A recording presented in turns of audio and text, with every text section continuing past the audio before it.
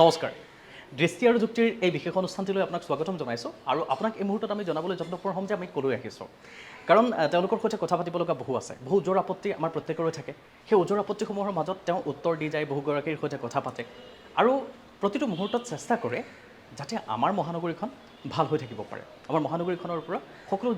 ধৰণৰ অসুবিধাবোৰ যাতে আঁতৰি থাকিব পাৰে তাৰ চেষ্টা তেওঁলোকে অহৰহ কৰি থাকে এগৰাকী হৈছে আমাৰ পৌৰপতি মৃগেন শৰণীয়া আহক আমি কথা পাতোঁ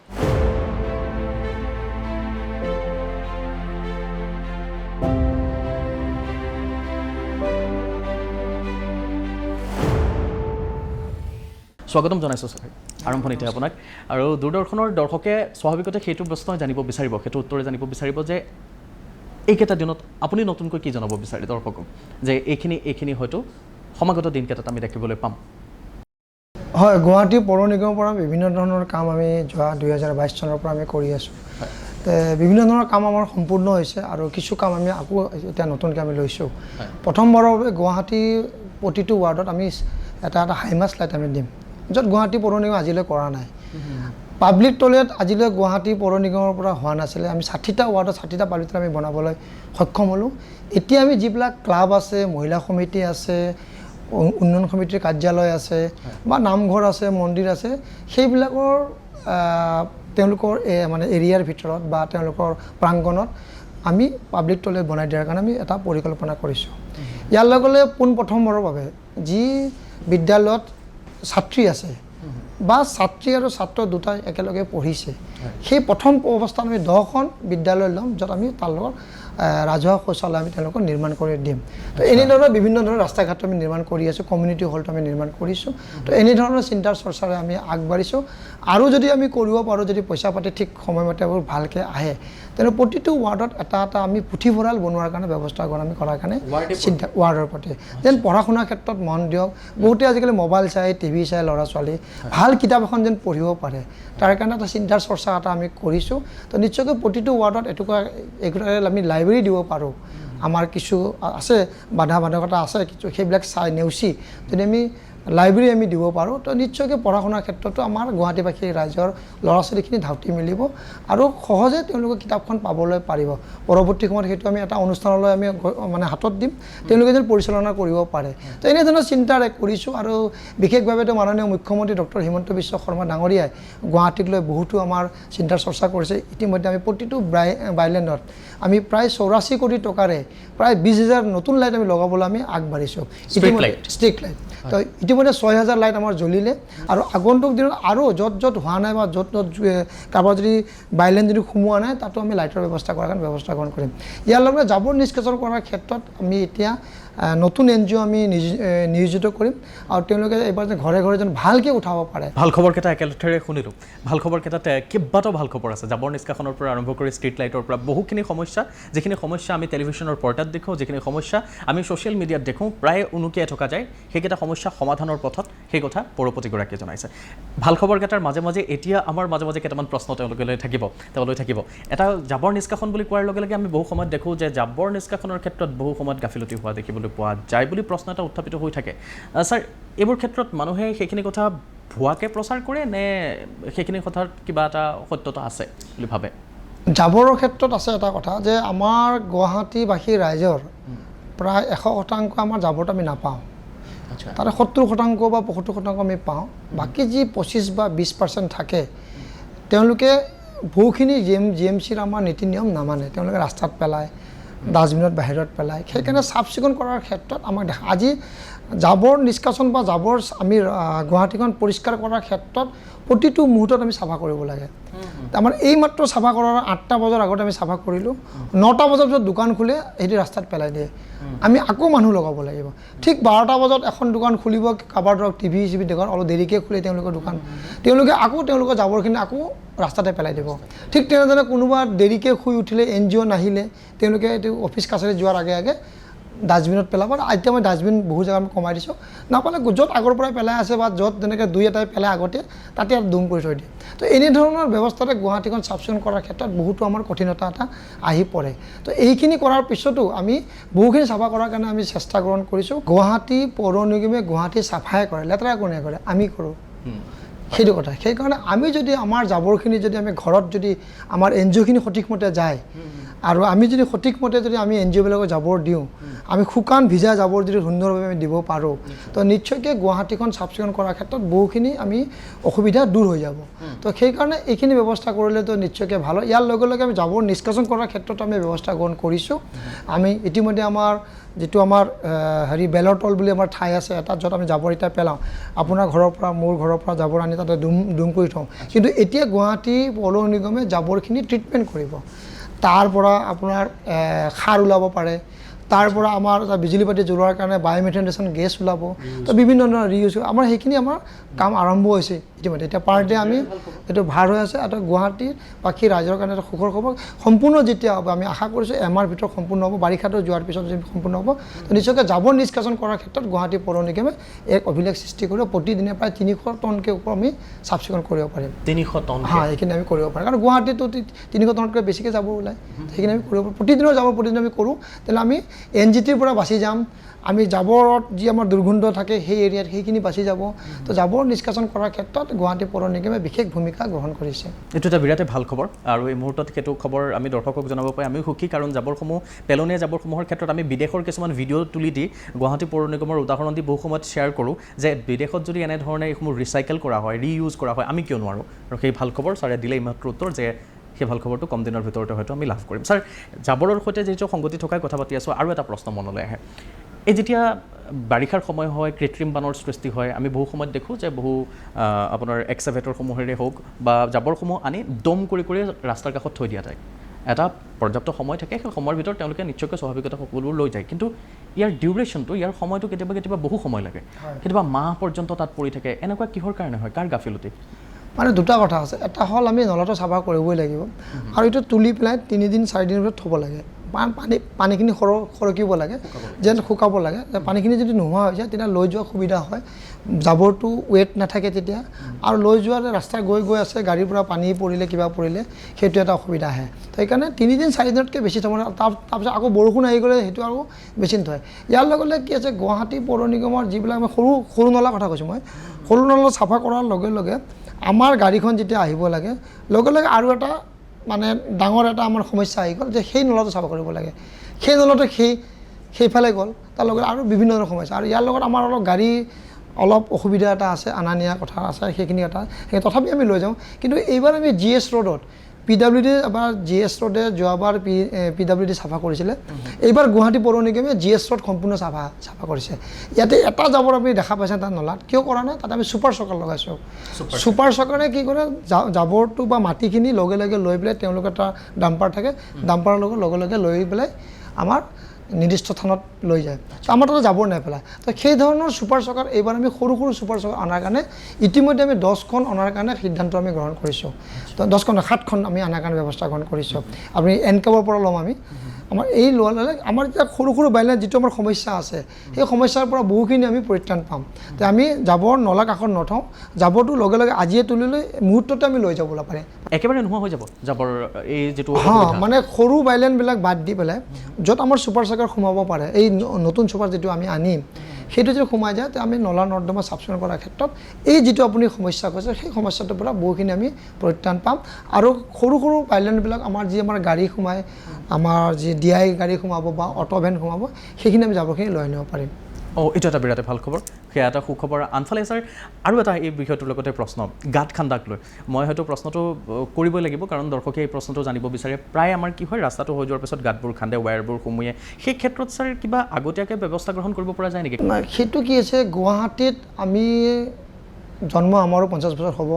তো এতিয়ালৈ আমি এই পানী লাইন সোমোৱা দেখা নাই আৰু যিটো পানী লাইন GMC সোমাইছে সেইটো 1972-74 পৰা আছিলে সেইটো আমি দেখা পোৱা নাই সৰু আছিলোঁ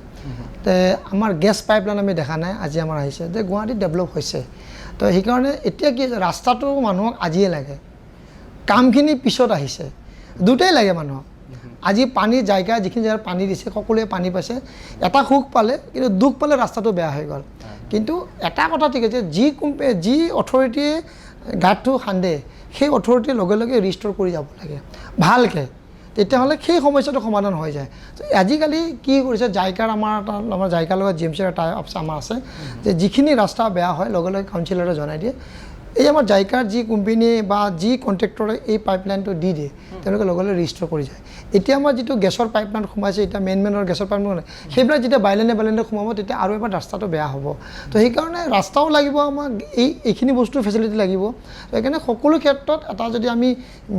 মিলাই এটা আমব্ৰেলাৰ তলত কাম কৰিব পাৰোঁ, যে চাপ'জ এতিয়া গেছ পাইপলাইনৰ যিখিনি মানুহে কাম কৰি আছে বা সেই অথৰিটিয়ে যদি GMC বা PW দায়িত্ব দি দিয়ে এইখিনি ৰাস্তা এওঁলোকে বনাব লাগিব, তাৰ হিচাপ কৰি যিমান পইচা হয় কি হয় যদি আমাৰ তাতে জমা দিয়ে তো আমি এইটো বনাই দিব পাৰোঁ। তো সেই ধৰণৰ এটা সংবিধান বা সেইজনৰ সমাধান এটা ব্যৱস্থা এটা ৰাস্তা এটা আছে আৰু হৈ আছে। এতিয়া জাইকাৰ পাইপ যদি ক'ৰবাত যদি ৰাস্তা খান্দি পেলাই দিয়ে লগে লগে জাইকা এইটো পৰিপূৰ্ণ কৰি দিয়ে বা বনাই দিয়ে আৰু সেইখিনি কৰাৰ কাৰণে ব্যৱস্থা গ্ৰহণ কৰিছে। আৰু যিহেতু গাঁতৰ কথা হ'ল, গাঁতত পৰি বহুখিনি মানুহ এক্সিডেণ্টো হৈছে। তো সেইকাৰণে এই এটা আমাৰ মাননীয় মুখ্যমন্ত্ৰী ডাঙৰীয়াৰ আদেশ আছে যে এনেধৰণৰ কাম কৰিব লাগিব য'ত গাঁতা চাটা নোহোৱাকৈ সুন্দৰভাৱে কাম কৰিব লাগে। তো সেইকাৰণে এনেধৰণৰ ব্যৱস্থা এটা আমাৰ লোৱা হৈছে। আমি আশা কৰিছোঁ আগন্তুক দিনত এই কামটো আৰু ভালকৈ হ'ব। যেতিয়া ভালকৈ হ'ব তেনেহ'লে গাঁতাবিলাক নোহোৱা হ'ব। কিন্তু গাঁতাটো লাগিব, ধৰক গাঁতাটো লাগিব মানে যেতিয়ালৈ কামটো নহয় তেতিয়ালৈ থাকিব, তাৰপিছত পৰৱৰ্তী সময়ত যেতিয়া কামটো হৈ যাব সম্পূৰ্ণ হ'ব এই গাঁতবিলাকো নোহোৱা হৈ যাব। বিভাগীয় মন্ত্ৰী অশোক সিংহল ডাঙৰীয়াই ইতিমধ্যে কেইবাবাৰো কৈছে যে পানী যোগান ঘৰে ঘৰে হ'বই। এইটো তেওঁলোকৰ গেৰেণ্টি, বিজেপি চৰকাৰৰ গেৰেণ্টি, আপোনালোকৰ গেৰেণ্টি, আপোনালোকৰ চৰকাৰখনৰ গেৰেণ্টি যে মহানগৰবাসীয়ে পানী পাবই। ছাৰ এতিয়াও কিন্তু সেই প্ৰশ্নটো উত্থাপিত হৈ আছে। নাই, পানীটো 60%তকৈ ওপৰত পানী পাবলৈ সক্ষম হৈছে। পাইছে জাইকাৰ যোগেদি আমি প্ৰায় এতিয়া চাগে প্ৰায় 20,000 মানৰ আমি কানেকশ্যন দিলোঁ। আমাৰ জাইকাৰ যোগেদি আমি হিচাপ কৰিছোঁ প্ৰায় 27টা ৱাৰ্ডত, 60টা ৱাৰ্ডৰ ভিতৰত 27টা ৱাৰ্ডত পানী দিবলৈ এতিয়া সক্ষম হৈছে, পাইপ চাইপ গুচি গৈছে। ইয়াৰ লগে লগে পশ্চিমত যি আমাৰ LNT এতিয়া লৈছে, LNT ইতিমধ্যে কাম আৰম্ভ কৰিছে। আমাৰ আগে গেমনে কৰিছিলে, গেমনে ভাল কাম নকৰাৰ কাৰণে সলনি কৰিছে। তাতে আমাৰ ধুনীয়াকৈ এইটো এতিয়ালৈ কাম আৰম্ভ হৈছে পশ্চিম গান্ধী প্ৰজেক্টটোত।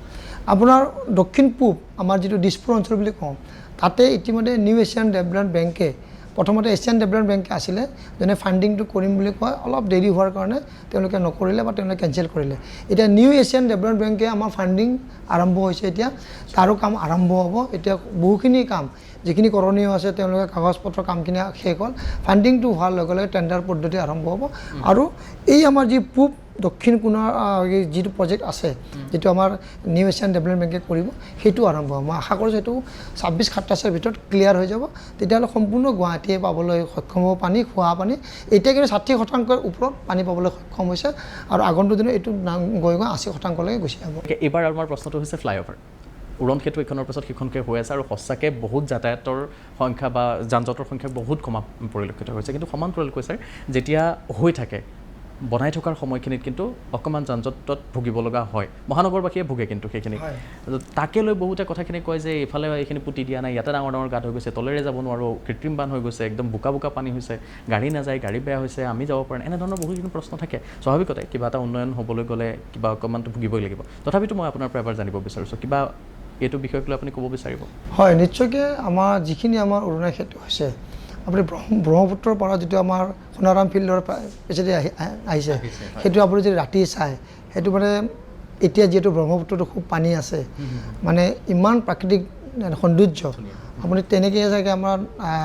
ক'ত আছে মই নাজানো, কিন্তু তাতে বহু মানুহ ইয়াৰ সৌন্দৰ্য উপভোগ কৰিবৰ কাৰণে দিনে ৰাতি তাতে থাকে আৰু চেল্ফি পইণ্ট হৈছে ধুনীয়াকৈ। তো সেই ধৰণৰ চিন্তাৰ চৰ্চা মাননীয় মুখ্যমন্ত্ৰী সেই দলংটো বনাইছে। তেখেতে আমি সুধিছিলোঁ যে দাদা এইটো আপুনি কেনেকৈ ভাবিলে, কৈছে তহঁতে নাভাবো মই ভাবিব লাগিব। তেওঁলোকৰ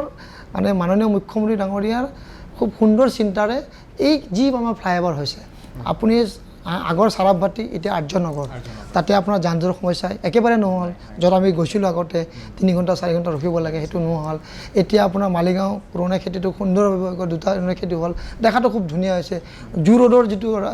ৰোডৰ যিটো আছিলে সেইটোৰ পৰা যান জঁটৰ সমস্যা হ'ল, তলত আপুনি পাৰ্কিং পালোঁ। এতিয়া যিটো আমাৰ নুনমাটিৰ পৰা আমাৰ যিটো আমাৰ ৰিজাৰ্ভ বেংকলৈকে হৈছে, তাতে দুইফালে নলা একেলগে বনাইছিলে। সেই ঘটনাটো হোৱাৰ দিনাখনে আমি ক'লোঁ যে 2টা একেলগে বনালে বহুখিনি অসুবিধা হয়, অন্ততঃ বাৰিষা কালকেইদিন সেইখিনি নলা নৰ্দমা বনাব নালাগে, বাকী উৰণীয়া সেতুৰ কামখিনি কৰি থাকক। আৰু উৰণীয়া সেতুত যে বনাই থাকে হয়, কষ্ট হৈ মানুহ আমাৰ গাৰো এটা অপাৰেশ্যন কৰিলে আমাৰো দেহত বহুতো কষ্ট পাওঁ এতিয়া কষ্ট পাইছে মানুহে কিন্তু যেতিয়া সম্পূৰ্ণ হৈ যাব ট্ৰিটমেণ্টটো ভাল হ'ব অপাৰেশ্যন ছাকচেছ হৈ যাব তেতিয়াহ'লে মানুহখিনি সুখ পাব তলত যেতিয়া পাৰ্কিং হ'ব ধুনীয়াকৈ থাকিব পাৰিব তলত এটা আমি শৌচালয় আমি দিম কিছু ঠাইত যদি আমি ধুনীয়া সৌন্দৰ্য বৰ্ধন কৰাৰ কাৰণে ব্যৱস্থা কৰি দিওঁ আপুনি কণ্টিনিউ কৰিব জু ৰোডৰ তলৰ যে নতুনকৈ বনোৱা হৈছে সেইটো মানে আপোনালোকে অভাৰব্ৰিজখন বনাই থকাৰ পাছতে লগে লগে বনাই দিয়ে নেকি নতুনকৈ আমি দেখিছোঁ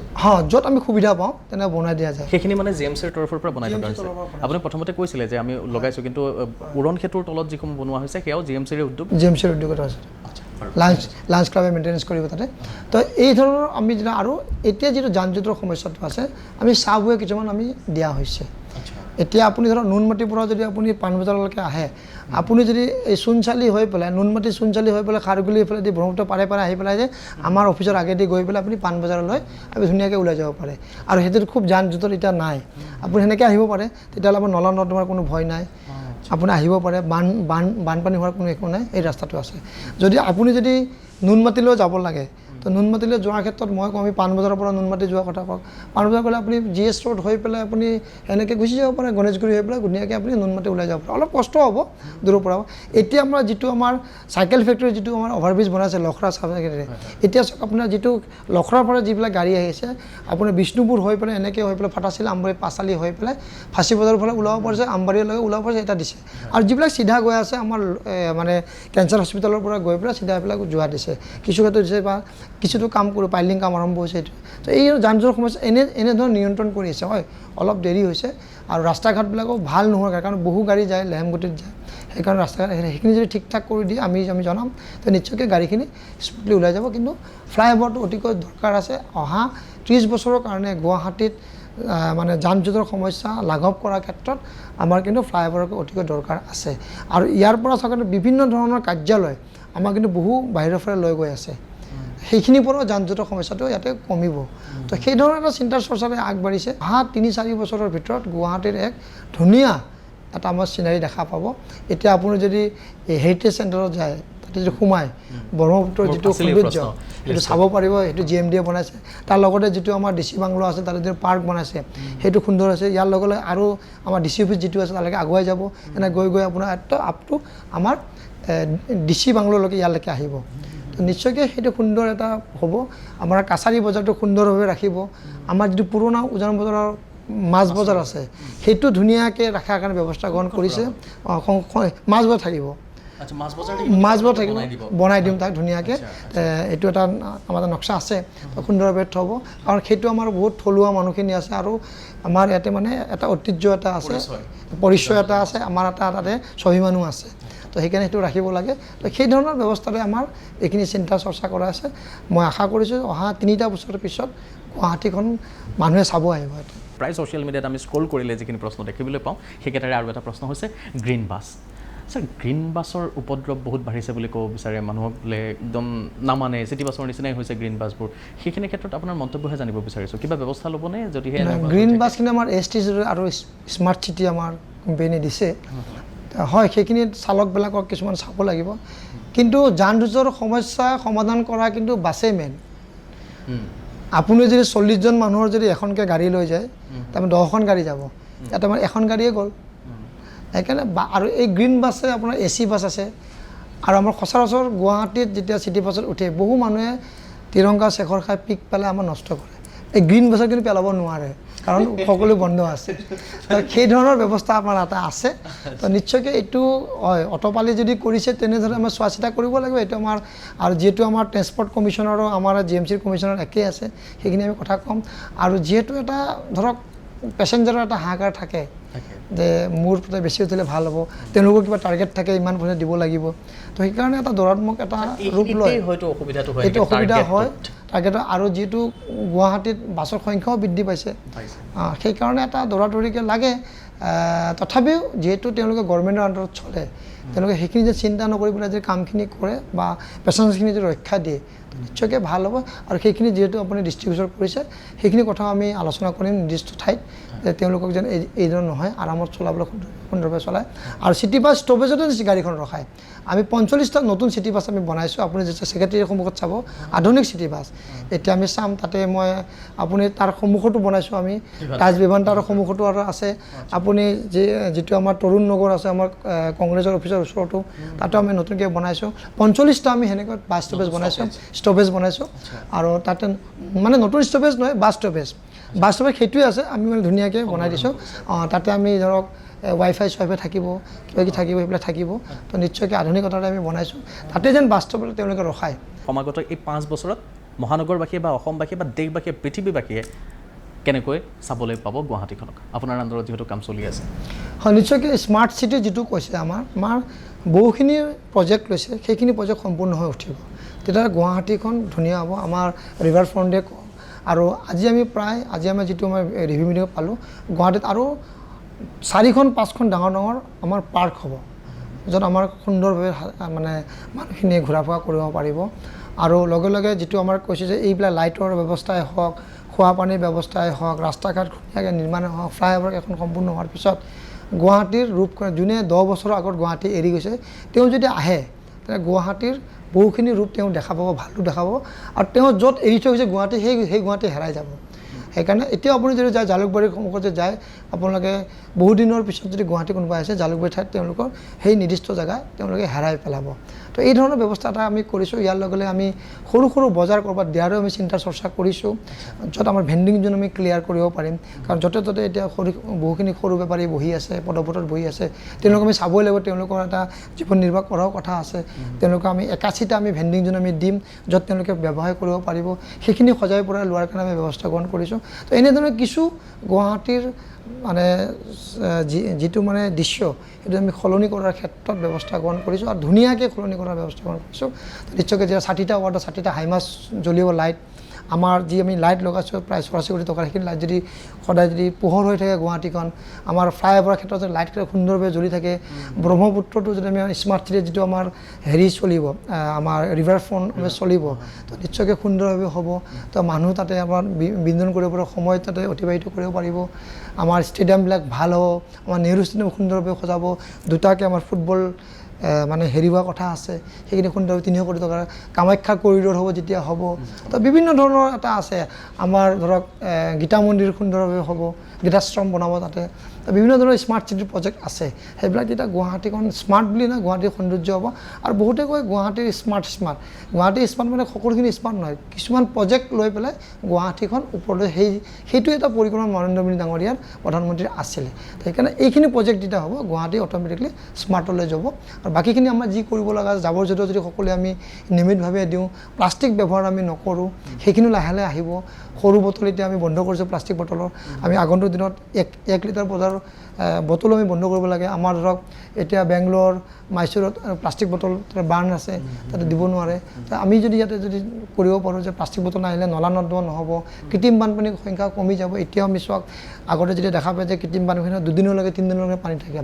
বৰষুণ শেষ হোৱাৰ পিছত আমি এতিয়ালৈ 2 ঘণ্টাৰ ভিতৰত আমি পানী ওলাই দিওঁ। আৰু সেইদিনাখন যিহেতু আমাৰ চুইচ গেট ব্ৰহ্মপুত্ৰ আমাৰ ভৰলু নদীতকৈ যদি 1 মিটাৰ ওপৰত বয়, তেনেহ'লে আমাৰ ক্ষেত্ৰত বহুখিনি অসুবিধা আহে। সেইটো বাদ দি পেলাই বাকীখিনি আমি কৃত্ৰিম বানপানী ওলাই লৈছোঁ। সেইখিনি ক্ষেত্ৰত আমি ভালকৈ যদি কৰিব পাৰোঁ, তো নিশ্চয়কৈ গুৱাহাটীখন সুন্দৰ গুৱাহাটী হ'ব। কিন্তু সকলোৱে এইখন মোৰ গুৱাহাটী আৰু এইখন আমাৰ গুৱাহাটী ভাবিব লাগিব, তেতিয়া এইখিনি সম্ভৱ হ'ব। বিভিন্ন ধৰণৰ স্থানত ছাৰ প্ৰত্যেকে বিভিন্ন ধৰণৰ কথা কৈ থাকে, তাৰ উত্তৰ ক'তো নাই। সামাজিক মাধ্যমতো কোনোবাই কয়, কোনোবাই উত্তৰ দিয়ে, তাতেই কোনোবা এগৰাকী মেয়ৰ হৈ যায়, তাতে কোনোবা এগৰাকী গুচৰীয়া হৈ যায়। গতিকে তাৰ প্ৰকৃত সমাধান,